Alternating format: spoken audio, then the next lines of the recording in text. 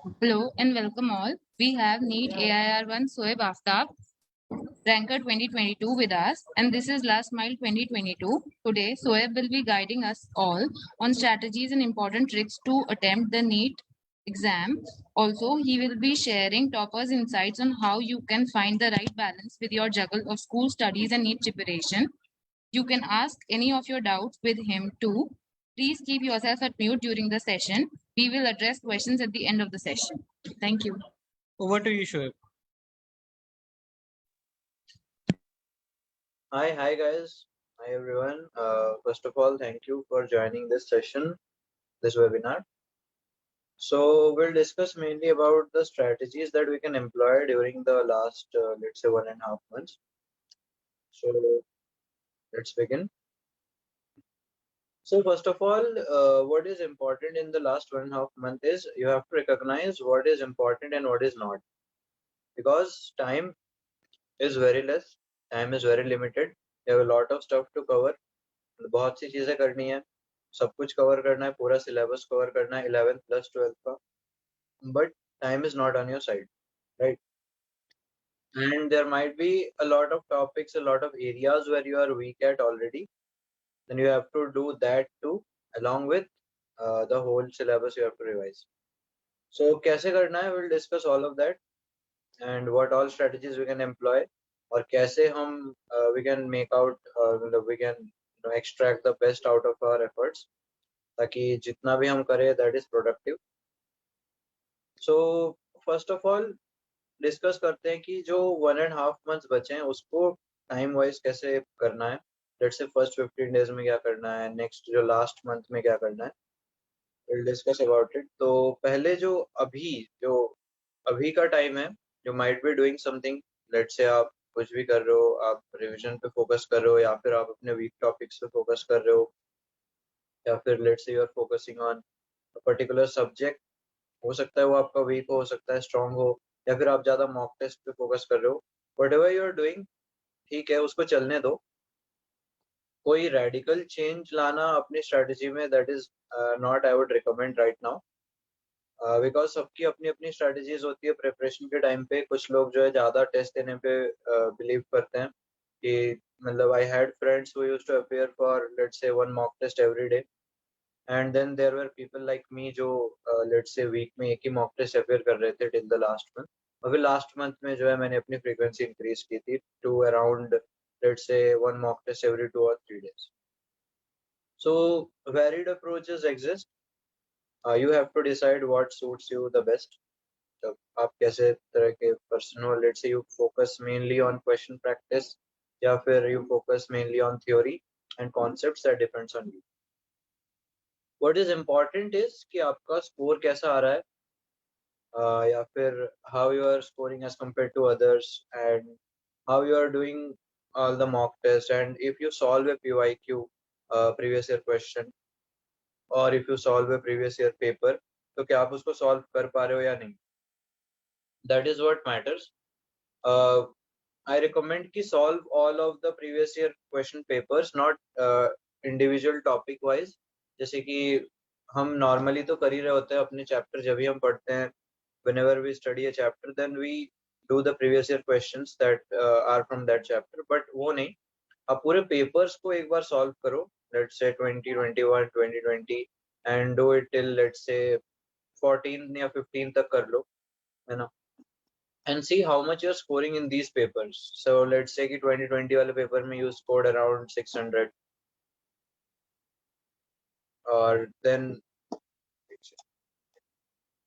हाँ, so let's say around 2020 वाले paper में you scored around 600, 2019 में you scored 580, या let's say कुछ भी, but whatever your score is, तुम्हें उस टाइम का हाईएस्ट और कट ऑफ तो ऑलमोस्ट आइडिया होता है, या फिर पता कर लो, नेट से पता लग जाता है. Then you can get to know कि हाँ उस पेपर में स्टैंडर्ड स्कोर क्या था और तुम्हारा क्या स्कोर आ रहा है. देन एक ब्रीफ सा आइडिया हो सकता है कि हाँ मैं कहाँ स्टैंड कर रहा हूँ एंड क्या मैं सिलेक्ट हो सकता हूँ या नहीं. Okay, so that's all. मतलब इतना रखना, मतलब इतना तो बेसिक है. Then will delve into the details as well. So first of all, day to day क्या करना है, day to day what my approach was कि मैं अपने वीक एरियाज पे ज़्यादा फोकस कर रहा था टुवर्ड्स द एंड, बिकॉज पहले ये होता था नीट में कि अगर आप 2 सब्जेक्ट को स्ट्रॉन्ग कर रहे हो तो फिर आपका सिलेक्शन हो जाता था, because cut off used to be low, cut off used to be around let's say 530 540, I am talking about let's say 2017 2018। तब क्या होता था, कट ऑफ कम होता था तो people used to focus on 2 subjects की बायो और केमिस्ट्री तो चलो स्ट्रॉन्ग कर लेंगे, फिजिक्स में जैसे तैसे अराउंड 60 70 80 ले आएंगे तो हमारा सिलेक्शन जो है हो जाएगा। बायो केमिस्ट्री मिला के let's say we score around 500, let's say 330 या 320 बायो में ले आए और केमिस्ट्री में 150 के अराउंड ले आए, एंड देन अगर फिजिक्स में वो 60 70 ले आते थे तो they used to get selected easily. But अभी we have cutoffs that have skyrocketed, that have crossed over 600 now. Cutoff is standing at around 620 in the last paper. So इस साल we don't know what will happen if question paper continues to be easy and with the access of online platforms to everyone. पहले क्या होता था कि coaching का सबको access नहीं था तो competition इतना ज़्यादा था नहीं, but now we have various kind of online platforms and stuff और अलग अलग चीजें हैं, तो अब ऑलमोस्ट सबको नॉलेज, जैसे कि टाइम के साथ नॉलेज बढ़ रहा है, एक्सेस बढ़ रहा है, तो क्या हो रहा है, कंपटीशन बढ़ रहा है। तो मोस्ट प्रोबेबली अगर पेपर का लेवल टफ नहीं हुआ तो we can expect cut off to again increase, मतलब कम होना तो कभी एक्सपेक्ट कर ही नहीं सकते। तो who knows, maybe this time 630 640 भी कट ऑफ हो सकता है। I am talking about general category and all India cut offs की बात कर रहा हूँ। State cut offs again varies, but general trend यही देखा जाता है कि कट ऑफ्स आर इंक्रीजिंग और पेपर का लेवल, ऑल्दो आई सॉ कि 2020 से थोड़ा, लेट से थोड़ा जो है ज्यादा डिफिकल्ट था 21 का, but still cut off went up. So ये चीजें जरूर कंसिडर करना।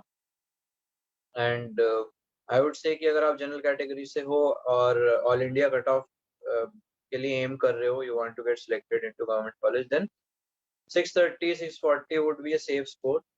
और ऐसा भी नहीं है कि you have to score 630 640 in every mock test, but हाँ, अगर आप 600 के अराउंड भी स्कोर कर रहे हो in a mock test, then good, because NEET का पेपर थोड़ा मॉक टेस्ट से मोस्टली इजी आता है, सो आप स्कोर कर सकते हो। आई एम नॉट सेइंग कि दैट्स ए श्योरिटी, बट फिर भी हो सकता है। एंड आपको again let's come back to our topic कि डे टू डे आपको क्या करना है।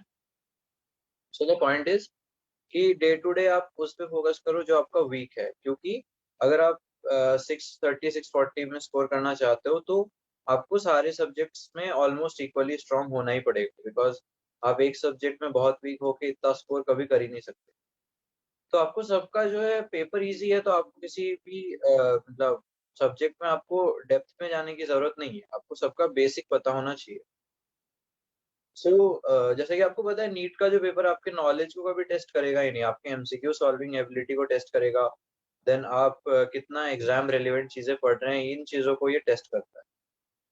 सो डेफिनेटली अभी आपको फोकस करना चाहिए वीक एरियाज पे, एटलीस्ट ये जो 15 डेज है उस पे कर लो अपने वीक एरिया पे फोकस। लेट्स से आपका फिजिक्स वीक है तो थोड़ा फिजिक्स पे ज्यादा टाइम दे दो, don't ignore the rest, but हाँ उनको थोड़ा कम टाइम दो। हाय दीपक, क्वेश्चंस लेंगे हम अभी, कमेंट्स आ रहे हैं, चैट बॉक्स पे क्वेश्चंस आ रहे हैं। ओके, क्वेश्चंस हम डिस्कस करेंगे, थोड़ा मैं बता देता हूँ फिर will take the questions as well. तो जनरलाइज तो यही है कि आपको अभी अपने वीक एरिया पे फोकस करना है at least for the first 15 days. Then जो लास्ट मंथ में आपको क्या करना है, मेनली मॉक टेस्ट से प्रिपेयर करना है, सारे प्रीवियस ईयर पेपर्स तो कर ही लो, और अपार्ट फ्रॉम दैट कोई भी मॉक टेस्ट अपीयर करने की कोशिश करो every other day, let's say हर 2 दिन में एक मॉक टेस्ट या हर 3 दिन में एक मॉक टेस्ट अपीयर करने की कोशिश करो, और एनालाइज द टेस्ट, उसमें जो भी वीकनेसेस हुई उसके अगले मॉक टेस्ट से पहले उन चीजों को पे रिवाइज करने में ज्यादा फोकस करो। ओके, सो ठीक है, आप क्वेश्चंस ले सकते हैं, ले सकते हैं क्या? Yes, we can. Sure. If you want to talk about, like subject specific की biology को कैसे करना है एक ओके, महीने के हाँ एक अंदर। बार, ठीक है, सब्जेक्ट स्पेसिफिक एक बार डिस्कस कर लेते हैं। तो फर्स्ट ऑफ ऑल बायोलॉजी के बारे में थोड़ा डिस्कस करते हैं। मोस्टली स्टूडेंट्स का ये स्ट्रांग होता है, बट किसी किसी का जो थोड़ा फिजिक्स पे ज्यादा फोकस करता है, जैसे मेरा था, फिजिक्स मेरे को इंटरेस्टिंग लगती थी, तो उन लोगों के लिए थोड़ा बायो वीक हो सकता है। तो it depends, but mostly bio जो है लोगों का स्ट्रॉन्ग ही होता है। बट कुछ फंडामेंटल मिस्टेक्स जो लोग करते हैं वो ये है कि वो बहुत ज़्यादा एनसीईआरटी के बाहर की पढ़ने की कोशिश करते हैं। तो अब आपको ये पता चल चुका होगा कि एनसीईआरटी बहुत इंपॉर्टेंट है। अगर आपने थोड़ा बहुत प्रीवियस ईयर क्वेश्चन किया हो तो मेक श्योर कि एनसीईआरटी को इन एंड आउट आप बायो के लिए अच्छे से कर लो। और एनसीईआरटी के साइड में बहुत सारे स्पेसेस होते हैं, उस पे आप इंपॉर्टेंट पॉइंट्स, एक्स्ट्रा पॉइंट्स लिख सकते हो, बट मेक श्योर कि उसको फिलअप पूरा मत करो, मतलब थोड़े बहुत ही होने चाहिए, है ना।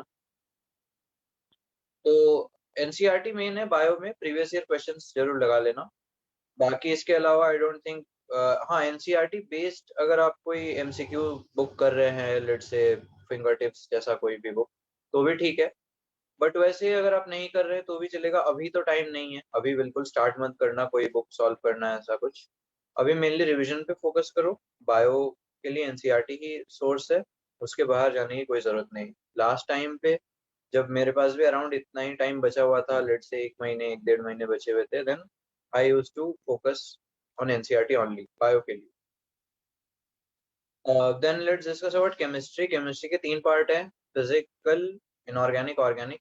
सो फिजिकल में क्या करोगे, approach is similar to physics. आपको क्या करना है, रिवीजन का टाइम है तो don't go through whole of the chapter. पूरे चैप्टर की एनसीईआरटी पढ़ने की जरूरत नहीं, पूरे चैप्टर की थ्योरी मॉड्यूल या कहीं से भी पढ़ने की जरूरत नहीं। आप क्या कर सकते हो, क्वेश्चन प्रैक्टिस करना है, बट उससे पहले अगर आपको थ्योरी पढ़नी है तो आप लेट से कोई हैंडबुक टाइप कुछ देख लो जहाँ पे फॉर्मूलाज एंड ऑल, अगर आपने खुद से बना रखा हो देन बेटर है। नहीं भी बना रखा हो तो जस्ट ओवरव्यू की तरह सारे फॉर्मूले, इंपॉर्टेंट फॉर्मूले रिवाइज कर लो और इंपॉर्टेंट कॉन्सेप्ट रिवाइज कर लो कि हाँ ये चीजें आती है। उसके बाद क्वेश्चन प्रैक्टिस में पहले हमेशा प्रीवियस ईयर क्वेश्चन प्रैक्टिस करो and then move on to other questions जो भी तुमने पहले से प्रैक्टिस कर रखे हैं उनको रिवाइज करो। डोंट डू न्यू स्टफ, क्योंकि न्यू स्टफ अभी करोगे तो रिवाइज नहीं कर पाओगे, और जो चीज तुमने एक बार भी रिवाइज नहीं करी वो कभी याद रहेगी नहीं तुम्हें नीट तक। ठीक है, ये हो गया फिजिकल के लिए। Then inorganic. इनऑर्गेनिक पूरा सिमिलर टू बायो है, फुल ऑन एनसीईआरटी पे फोकस करना है, स्पेशली ब्लॉक्स के लिए, क्योंकि ब्लॉक्स के लिए तो आपको जो एसपीडीएनएफ ब्लॉक्स है, ब्लॉक्स के लिए आपको लाइन वाइज एनसीईआरटी आनी चाहिए, मतलब हर एक लाइन इंपॉर्टेंट है उसमें। क्योंकि जब मेरे टाइम पे भी एक ऐसा क्वेश्चन आया था जो अगर आपको लाइन एग्जैक्ट याद है, एस ब्लॉक से वो क्वेश्चन था, अगर आपने सॉल्व किया आपको पता होगा, वो एनएससीएल वाला एक क्वेश्चन था। तो अगर आपने एग्जैक्ट जो है वो चीज पढ़ी है और एग्जैक्ट आपको पैराग्राफ, वो लाइन क्या बोल रहा है, वो पैराग्राफ क्या बोल रहा है, अगर आपको वो याद होता तो ये आप वो क्वेश्चन सॉल्व कर पाते। ठीक है, आपको ये इन्फॉर्मेशन कहीं भी कोई मॉड्यूल या कोई ऐसे कोई नहीं दे पाता। तो एनसीईआरटी बहुत इंपॉर्टेंट है इनऑर्गेनिक के लिए। सो एटलीस्ट मेरे मॉड्यूल में तो नहीं था, बट किसी के में हो सकता है, देन दैट्स डेफिनेटली पॉजिटिव, है ना। और then let's come to organic. Organic में देखो कुछ पोर्शन जो है वो तो श्योरली आउट ऑफ एनसीईआरटी है, जैसे लास्ट के 12th के लास्ट के जो 3 चैप्टर्स है वो कर सकते हो, biomolecule, polymer, chemistry and everyday life. ये सब थ्योरेटिकल चैप्टर्स है, इस पे ज्यादा एप्लीकेशन बेस्ड क्वेश्चंस नहीं आते, तो ये आपको डायरेक्ट एनसीईआरटी से पढ़नी है। सेम गोज फॉर 11th में एक टॉपिक है एनवायरमेंटल केमिस्ट्री करके, ठीक है, तो वो भी वैसा ही है, आपको डायरेक्टली आउट ऑफ एनसीईआरटी पढ़ लेनी है। और क्या है, क्वालिटेटिव एंड क्वांटिटेटिव एनालिसिस करके एक टॉपिक है, उसमें सारे मेथड्स है, लेट्स से जेलडाल मेथड, ब्लूमास मेथड है, और फिर क्रोमेटोग्राफी पे जिस पे हर बार क्वेश्चन आते हैं, हमारे टाइम पे भी एक क्वेश्चन था क्रोमेटोग्राफी पे, तो वो भी कर लेना। आजकल यहाँ से क्वेश्चंस पूछे जा रहे हैं, तो एनसीईआरटी से ये चीजें मस्ट है। बाकी जो चीजें हैं आप नोट्स फॉलो कर सकते हो, आप अपना कोचिंग का जो भी है वो फॉलो कर सकते हो, मॉड्यूल फॉलो कर सकते हो, या फिर जो भी सोर्स आप फॉलो कर रहे हो उसके लिए कर सकते हो। बिकॉज ऑर्गेनिक पे मेरे को हमेशा लगता था कि I use to feel that the teacher is an integral part when it comes to organic, because किस तरीके से you are explain all of the concepts, किस तरीके से you are explain how to apply those, that is important.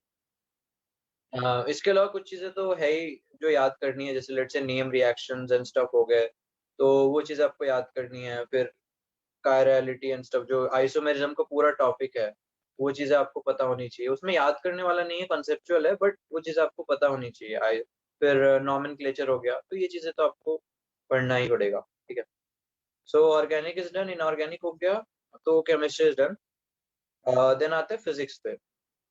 Physics पे approach क्या है, just as I told physical chemistry में कि आपको क्या करना है, फॉर्मूला एंड इम्पॉर्टेंट कॉन्सेप्ट्स को जल्दी से रिवाइज करना है थ्रू लेट से हैंडबुक से कर लो, या फिर अगर आपने फॉर्मूला शीट्स बना रखी है या माइंड मैप्स वगैरह आपके पास होंगे, उन चीज़ों का यूज ले सकते हो, कहीं से भी ढूंढ लो, आपको मिल जाएंगे, ये चीज़ें इजीली अवेलेबल होती है। बट हाँ, पूरा चैप्टर पढ़ना आई डोंट रिकमेंड, बिकॉज इतना वर्थ इट नहीं है कि आप पूरा चैप्टर रिवाइज कर रहे हो।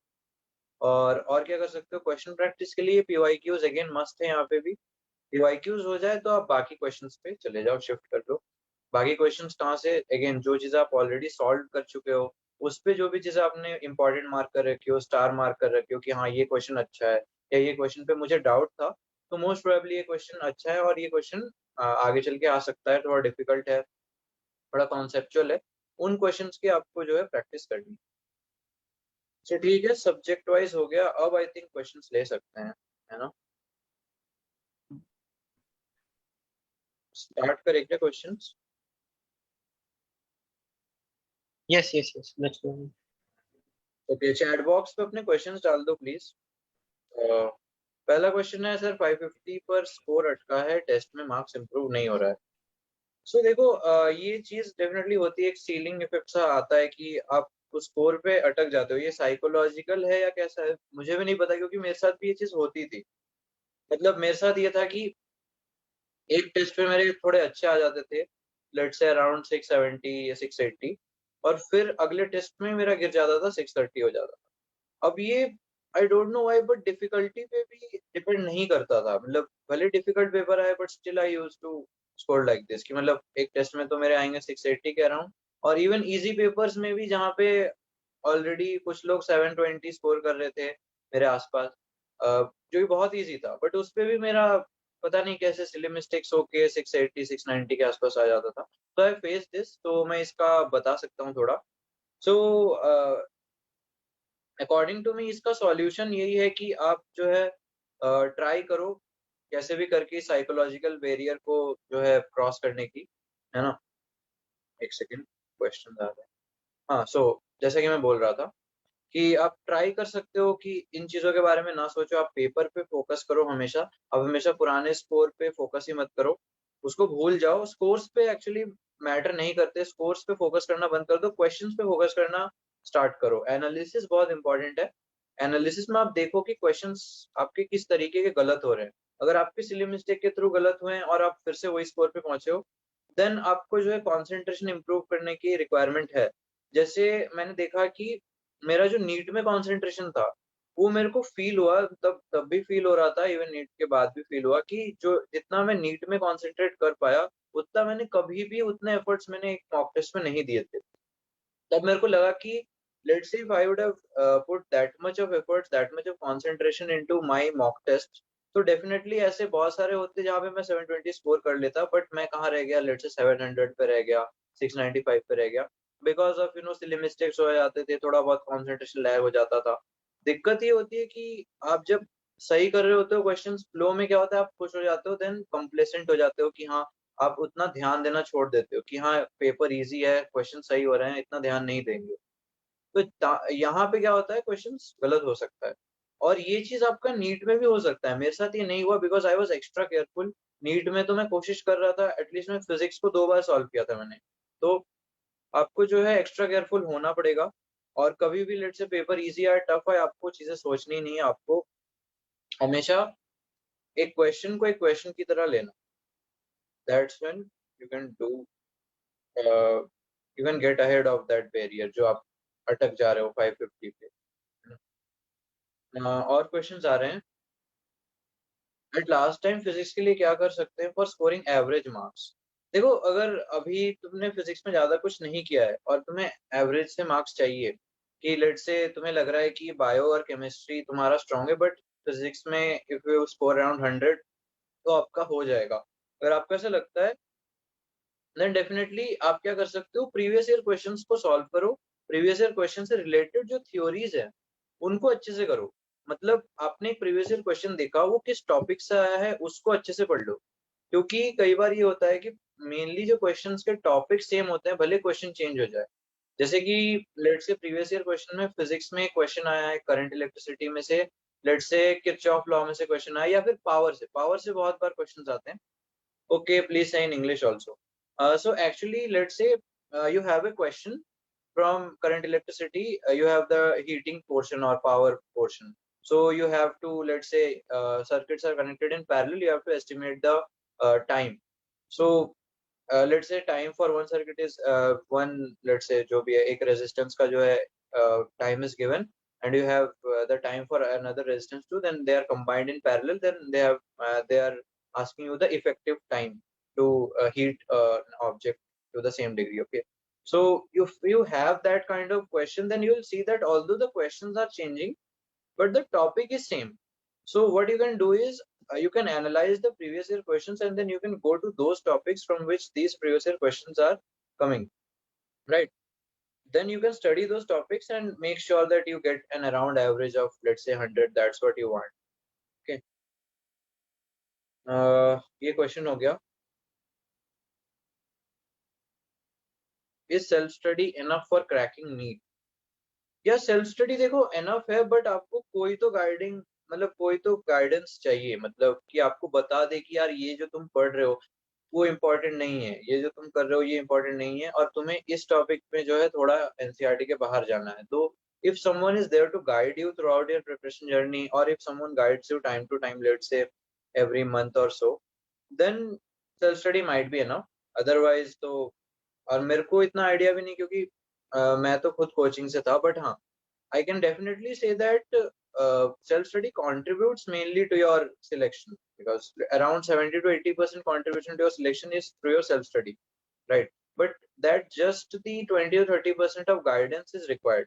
That can be from any coaching, that can be from any mentor, or that you have to find out.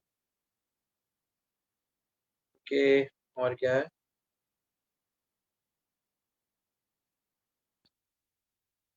Sir, my question is about physics. We are going about out of NCRT or not? See, physics, as I told, physics के concepts तो NCRT के बाहर से नहीं आएंगे. I mean, the questions which are coming, they won't be out of the concepts that are in that are given in physics NCRT.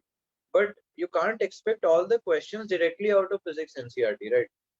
Because अगर आप देखोगे, NCRT consists of questions which are, let's say, short answer type or long answer type. So NCRT is not a MCQ focused book, right? So you can't expect questions to be directly out of NCRT.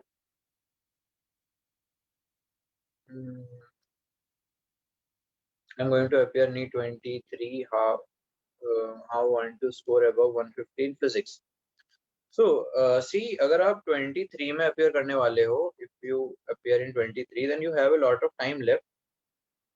Then you can start by going through the concepts. Then you can solve a book or, let's say, a module, and then you can do it. मतलब traditional way follow कर सकते हो. What I said just now is for those who will be appearing NEET the next month, या July 17 को जो लोग appear करने वाले, right? Okay. Is NCRT sufficient for scoring full marks in both chemistry and biology?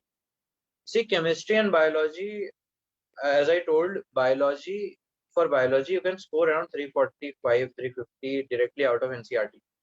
The rest three questions are also, if not directly out of NCRT, they are kind of derived from NCRT. So if you can relate well and if you have studied well, then you can definitely score even 355. See, 360, no one can guarantee a 360, because one question might be out of nowhere, like you can't even find that in modules. Like ऐसा होता है, जैसे कभी-कभी we were lucky enough that no question was like that, but mostly I have seen throughout the history of previous year questions that I solved, that one or two questions are always ambiguous. So there can be two types of questions. First thing is that it is out of everything that you studied, let's say module or NCRT. Second is it can be ambiguous, like if you are claiming one answer to be right, but another person might be claiming that another answer to be right. So there might be some kind of controversy out there, and again NTA decides it. You can challenge it, but then a lot of stuff happens. So yeah, answers change, and then different coaching institutes even give the different answers according to their perspective. So it depends. No one can guarantee full marks, but yeah, you can score 350, 355 out of 316 bio. Okay. Sir मैं Hindi medium का student हूँ, Hindi medium से selection ले सकता हूँ AIIMS Delhi में? हाँ definitely, देखो हिंदी मीडियम के स्टूडेंट हो तो भी हो सकता है। यहाँ पे बहुत लोग हैं जो हिंदी मीडियम से आए हैं। एक जो मेरा फ्रेंड है राज गजेरा करके, वो एक्चुअली गुजराती मीडियम से पढ़ा हुआ है। सो कुछ भी इम्पॉसिबल नहीं है ना। Can definitely get selected into AIIMS. In topper notes specially in bio there is given very much extra points of NCRT. देखो extra points are important. Extra points दिए हुए रहते हैं so that they can cover everything, but you can't always do all of that.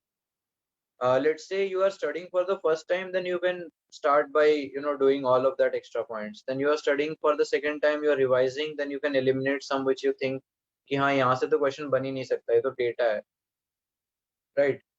So these stuff happen, but a lot of the time some things might happen, you read something and that came in NEET and you somehow suddenly remembered that हाँ ये तो मैंने कहीं पढ़ा था. And since it's an MCQ exam, तो कई बार ये होता है कि when you see the option, then it starts to click on your mind that हाँ yes, I read about this and this might be the answer. So for that reason extra points are given, and for that reason why a lot of modules contain a lot of extra points too. वो बार बार पढ़ने नहीं होते, but हाँ आपने first time में अगर एक बार पढ़ रखा हो तो कई बार नीट में वो चीज याद आ जाती है, क्योंकि नीट का जो सिलेबस है, सो वी नो कि 95% of questions are gonna come directly out of NCERT, right, directly from NCERT. But the rest 5% you are not sure. It can be an application from NCRT, it can be from exemplar, or it can be way out of NCRT.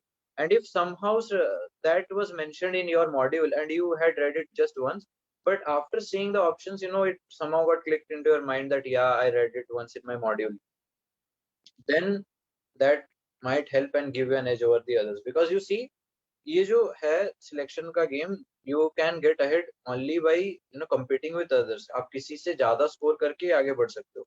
So you have to do something जो others are not doing, right? तो अगर आप किसी से as पाना चाहते हो तो that is important too, right? Is enough NCERT for getting average marks, ये डिस्कस हो गया है. Reference books for physics chemistry. See, reference books are important only if you have a lot of time. Say you are in 11th, you just started your prep, you have a lot of time, so you can go for a reference book. So what you can use for physics is, for concepts you can definitely go for HC Verma, because I used to refer to that for concepts, but definitely a big no for questions, because the questions that are given in HC Verma, they won't help you in NEET, because NEET जो है वो different level के questions पूछता है, बहुत ही easy level के questions पूछता है, and HCV does not have that, like it has higher level of questions. It's important for JE but definitely not for NEET. Okay, for chemistry, yeah, chemistry का I honestly don't have much idea because I used to refer mainly to my modules. Okay, I am going to appear NEET 23. How I want to score above 150 physics. Okay, physics has been discussed. Okay, हाँ ये question सही है. Right now my boards are going on. Should I concentrate more on NEET prep rather than on boards? Yeah, see, this question pops up a lot, like how to manage my boards as well as my competitive exam prep. So you see, अगर आपको competitive exams में अच्छा करना है तो आपको boards को जो है इम्पोर्टेंस आप नहीं दे सकते. That's a fundamental thing, right? क्योंकि definitely you will be solving more of MCQs rather than writing short answers. या बट एक और चीज भी है, एक और बेनिफिट पॉजिटिव ये है कि बोर्ड्स में the syllabus is out of NCERT and NEET में भी you have to study NCERT. So अगर आप बहुत ज्यादा कोचिंग पे फोकस थे, कोचिंग के मॉड्यूल से प्रिपेयर कर रहे थे, तो then you might have missed out on NCERT that you can make up during your boards, because you have to prepare all of your boards through NCRT. तो तब जो है आप NCRT पढ़ने का एक अच्छा मौका है आपके पास. Then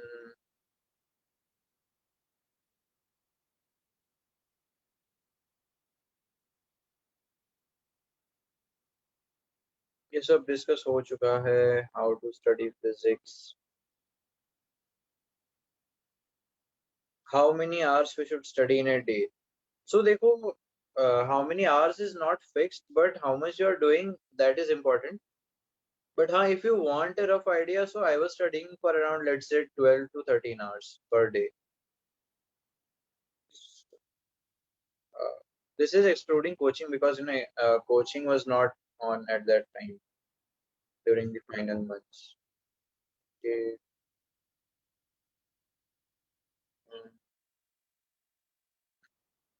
Is NCRT textbook questions important? Yeah. NCRT textbook questions are important because a lot of questions are coming out of them nowadays. Especially recent trend ये है कि NCRT textbook के question से भी questions आ रहे हैं. In text questions, in text questions वो सब. Okay, is NCRT fingertips plus PYQs and NCRT textbook sufficient to score full marks? Yeah, definitely sufficient, but not, again, no one can guarantee full marks. You can get close to full marks, but for full marks, again, you have to be either super lucky or, let's say, you have to get everything right.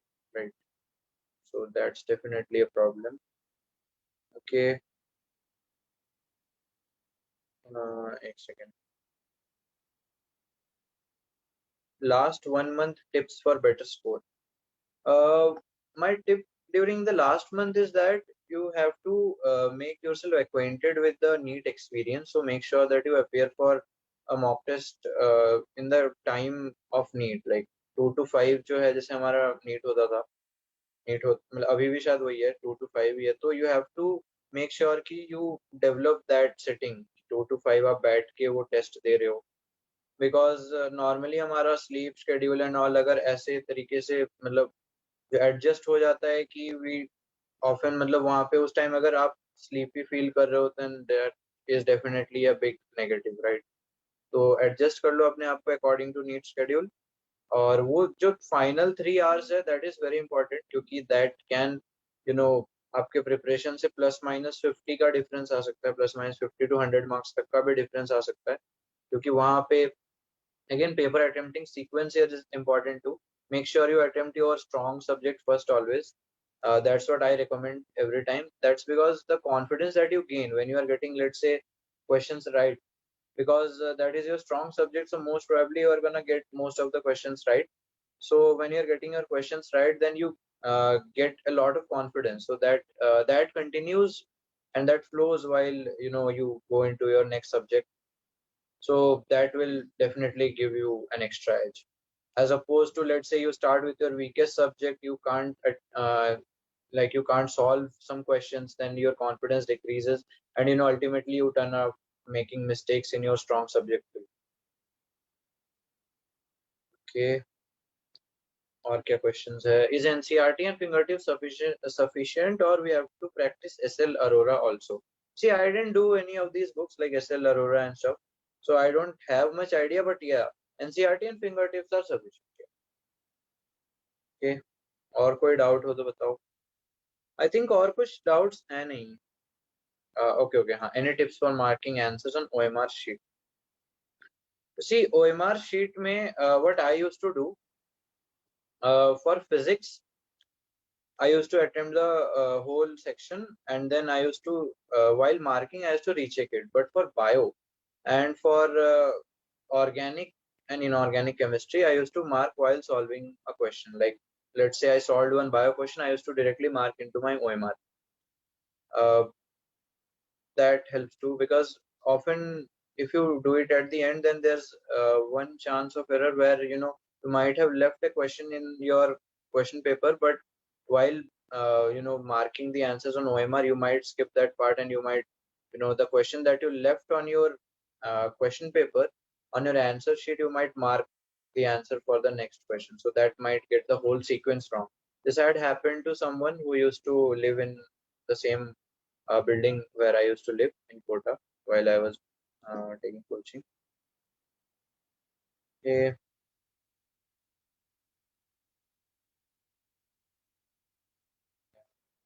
How to score maximum mark in chemistry. You see, chemistry has already been discussed. Okay, और कोई question? I don't think अभी है. Shiv, can we discuss what should be the exam day mindset or tips for the exam day? Yeah. Okay. हाँ, ये भी discuss कर लेते हैं. What should be the exam day mindset? So exam day में you see you have to make sure कि आप थोड़े टाइम पहले ही पहुंच जाओ, because अगर आप लास्ट एंड मोमेंट पे आप एंट्री करते हो और फिर वो रश के चक्कर में जो है आपके माइंड में थोड़ा सा जो है you can't get into that still, और जो एक कामनेस जो रिक्वायर्ड होती है अगर आप you are attempting such a big exam which is gonna decide the next, which is kind of it will decide your future for the next few years. So for that level of exam you have to make sure that you are calm and you are in the best state of your mind, so make sure that you reach as early as possible.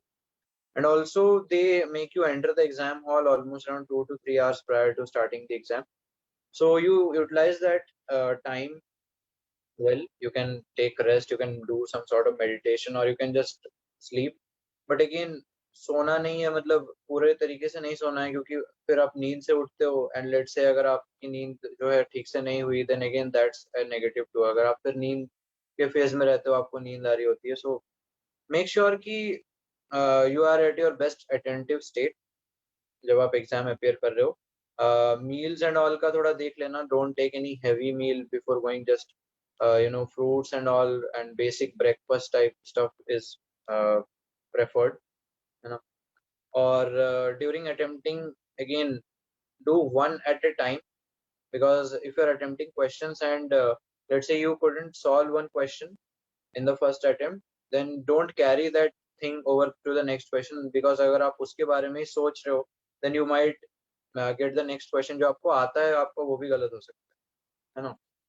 Do the question paper दो बार में, मतलब कि first time you just do all of that questions which you can easily do, कि आप एक बार में पढ़ा, आपको समझ आ गया कि करना क्या है, then you did that question.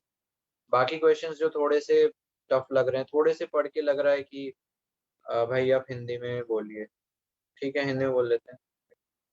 जो आपको थोड़ा बहुत टफ लग रहा है तो वो क्या करो, आप नेक्स्ट बार में करो, है ना. और ऐसे सीक्वेंस वाइज कर सकते हो. जो क्वेश्चन आपको लग रहा है, अगेन हाँ, guessing of answers is strict no, but हाँ, let's say you have doubt in between, let's say 2 options, then you can go for that. वहाँ पे भी आपकी gut feeling पे आप आंसर मार्क कर सकते हो, but again only if you have eliminated 2 options and you have doubt in between 2 options, that's when you can attempt. But if you have, let's say, doubt among all 4 of the options, you have no idea about that question, then it's definitely better not to guess. Yeah, I guess that's it pretty much for exam day. Anything else? और कुछ लिख तो नहीं रहा. Doubts. How many years of PYQ is sufficient? 10 years of PYQ is sufficient. तो अभी के हिसाब से 12 या 11 तक कर लो. Thank you everyone for joining. Recording of the session will be on our YouTube channel. Thank you, Shiv, for your valuable time. Thank you everyone. Please share your feedback on the link. See you soon. All the best for your NEET preparation. Thank you for having me. Thank you. Thank you.